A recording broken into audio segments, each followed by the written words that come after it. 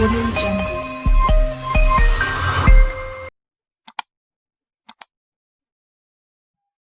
Assalamualaikum warahmatullahi wabarakatuh. Selamat pagi anak-anak semua.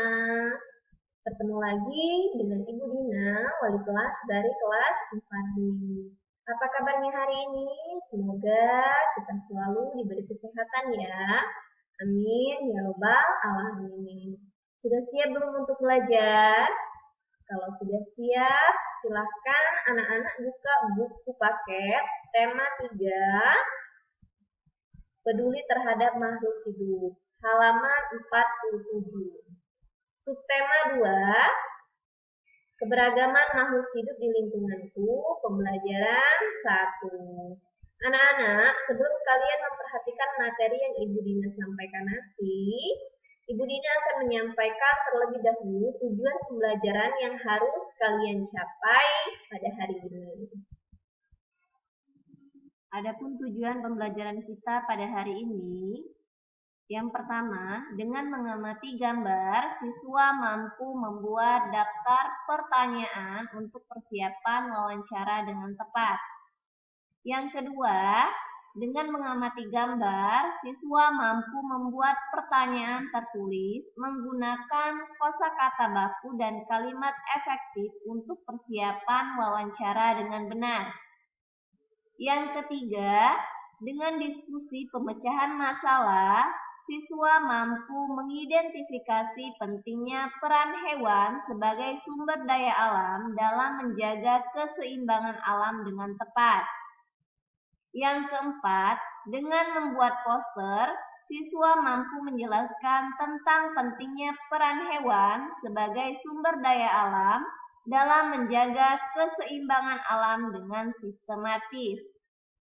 Yang kelima, dengan diskusi pemecahan masalah, siswa mampu menjelaskan upaya pelestarian hewan sebagai sumber daya alam dengan sistematis. Yang keenam, dengan membuat poster, siswa mampu melakukan upaya pelestarian hewan sebagai sumber daya alam dengan kepedulian yang tinggi. 7. Dengan mengamati gambar, siswa mampu mengidentifikasi pemanfaatan sumber daya alam hayati bagi kesejahteraan masyarakat dengan tepat. 8. Dengan mengamati gambar, siswa mampu menyajikan informasi hasil identifikasi pemanfaatan sumber daya alam hayati bagi kesejahteraan masyarakat dengan sistematis. Baiklah, kita masuk ke pembelajaran pertama. Apakah kalian tahu gambar apa ini? Ya, ini adalah gambar burung cendrawasih. Selain tumbuhan, hewan juga merupakan sumber daya alam yang perlu terus dijaga keseimbangan dan kelestariannya. Jika tidak, maka hewan-hewan tersebut akan menjadi langka dan punah, seperti yang terjadi pada burung cendrawasih. Nah, dari gambar ini ada 4 pertanyaan tentang burung cendrawasih. Yang pertama, apa nama lain dari burung cendrawasih? Yang kedua, mengapa burung cendrawasih mengalami kelangkaan? Yang ketiga, di mana sajakah habitat burung cendrawasih? Yang keempat, burung cendrawasih jenis apakah yang menjadi identitas Provinsi Papua? Nah, berikan 4 pertanyaan ini kepada temanmu. Kemudian, kalian diskusikanlah jawabannya bisa melalui WA ya. Untuk melengkapi jawaban dari 4 pertanyaan tadi, marilah kita baca teks berikut ini. Burung cendrawasih disebut juga sebagai burung surga. Burung yang menjadi maskot Papua ini memiliki warna bulu yang indah. Bahkan, Kabarnya karena keindahannya itu juga, burung ini jarang turun ke tanah, lebih sering terbang dan hinggap di dahan pohon. Warna bulu cendrawasih yang mencolok biasanya merupakan kombinasi beberapa warna seperti hitam, coklat, oranye, kuning, putih, biru, merah, hijau, dan ungu. Burung ini semakin molek dengan keberadaan bulu memanjang dan unik yang tumbuh dari paruh, sayap, atau kepalanya. Warna yang bermacam-macam menjadi salah satu penanda untuk mengelompokkan jenis mereka. Habitat aslinya di hutan-hutan lebat yang umumnya terletak di daerah dataran rendah dan hanya dapat ditemukan di Indonesia bagian timur. Burung cendrawasih mati kawat adalah jenis yang menjadi identitas Provinsi Papua. Masyarakat di Papua sering menggunakan bulu cendrawasih sebagai pelengkap atau hiasan dalam pakaian adat mereka. Keberadaan burung cendrawasih kian lama kian terancam. Pemburuan dan penangkapan liar serta kerusakan habitat menjadi beberapa penyebab utama. Bulu cendrawasih juga diperdagangkan, digunakan sebagai penghias topi wanita di Eropa. Tapi kini, burung cantik ini menjadi jenis satwa yang dilindungi. Beberapa jenis cendrawasih yang masuk dalam daftar dilindungi antara lain cendrawasih kuning kecil, cendrawasih botak, cendrawasih raja, cendrawasih merah, dan toa. Nah, dari teks tadi, jawablah pertanyaan berikut ini. Jelaskan mengapa burung cendrawasih menjadi salah satu sumber daya alam yang menjadi kebanggaan rakyat Papua dan dilestarikan. Kenapa? Karena keberadaan burung cendrawasih semakin lama semakin terancam akibat perburuan liar dan perusakan habitat. Pertanyaan selanjutnya, keberadaan burung cendrawasih kian lama kian terancam. Apa yang menyebabkan hal tersebut terjadi? Penyebab yang mengancam keberadaan burung cendrawasih antara lain perburuan liar, perusakan habitat, dan perdagangan bulu cendrawasih sebagai penghias topi. Apa yang bisa dilakukan untuk menjaga kelestarian burung cendrawasih? Untuk melestarikan burung cendrawasih dapat dilakukan dengan cara membudidayakan burung tersebut di suaka marga satwa, jangan memburunya dan tidak merusak habitat aslinya.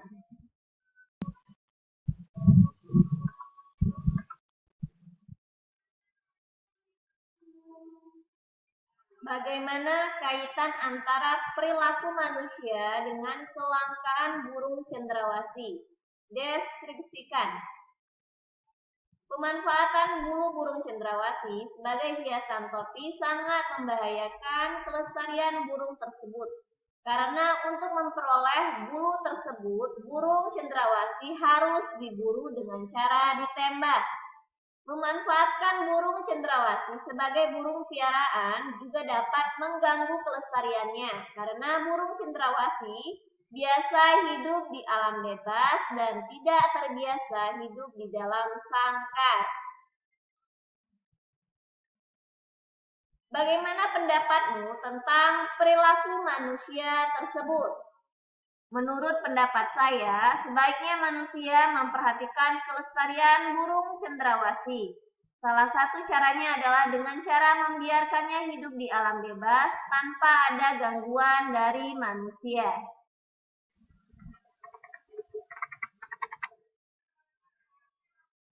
Apa akibatnya jika burung cendrawasih punah? Jika burung cendrawasih punah, maka keberagaman satwa Indonesia akan berkurang. Mungkin generasi yang akan datang hanya bisa menyaksikan keindahan burung cendrawasih hanya melalui gambarnya saja. Apa saranmu agar kelestarian burung cendrawasih tetap terjaga?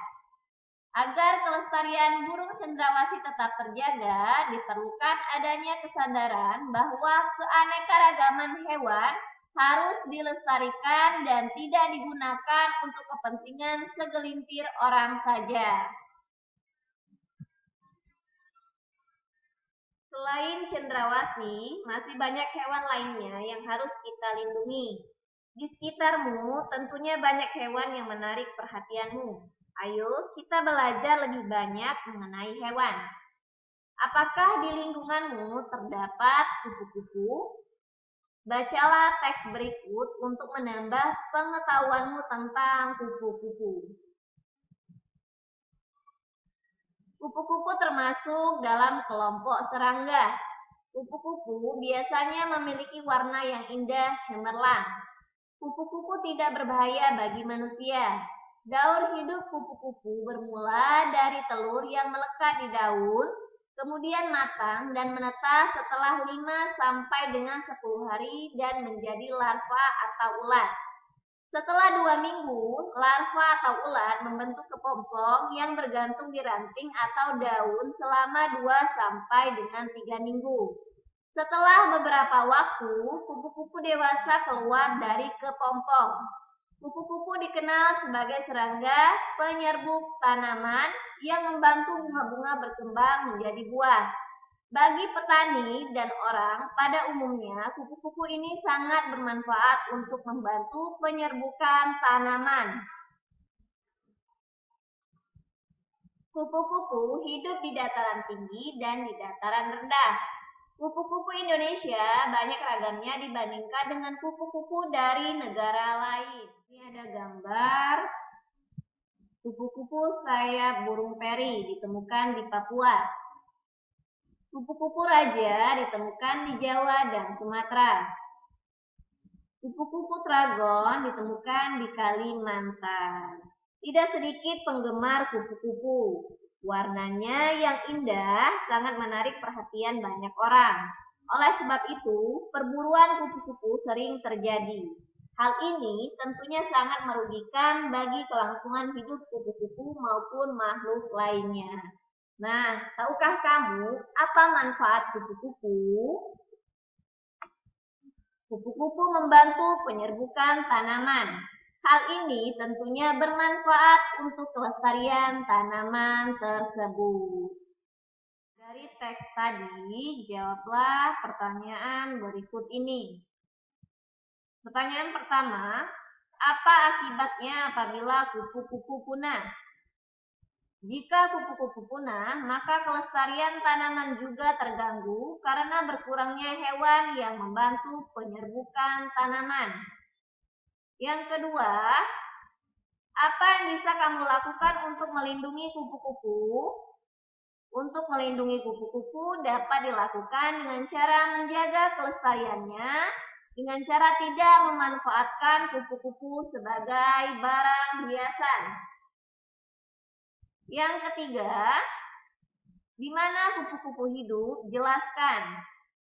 Kupu-kupu hidup di dataran tinggi dan di dataran rendah atau di daerah yang banyak terdapat tanaman berbunga. Kamu telah mengetahui tentang manfaat penting hewan bagi keseimbangan lingkungan. Nah, sekarang kamu bisa ikut berperan serta untuk menjaga kelestarian hewan dengan membuat poster. Buatlah sebuah poster yang berisi ajakan untuk menyayangi dan merawat hewan. Pilihlah satu jenis hewan yang kamu sukai. Buat posternya dengan memperhatikan kriteria berikut. Poster berisi informasi tentang nama hewan dan ciri-ciri khususnya, habitat hewan, pantai, dataran rendah atau dataran tinggi, manfaat hewan tersebut bagi masyarakat sekitarnya. Nah, tugas membuat poster ini ada di buku LPS halaman 17. Silakan dikerjakan ya. Baiklah, itulah tadi pembelajaran 1 untuk materi pada hari ini. Tetap di rumah, jangan lupa cuci tangan, pakai masker ketika keluar, jaga jarak aman, dan tetap semangat belajarnya dari rumah. Ibu akhiri dengan wabillahi taufiq wal hidayah. Wassalamualaikum warahmatullahi wabarakatuh. Tetap semangat.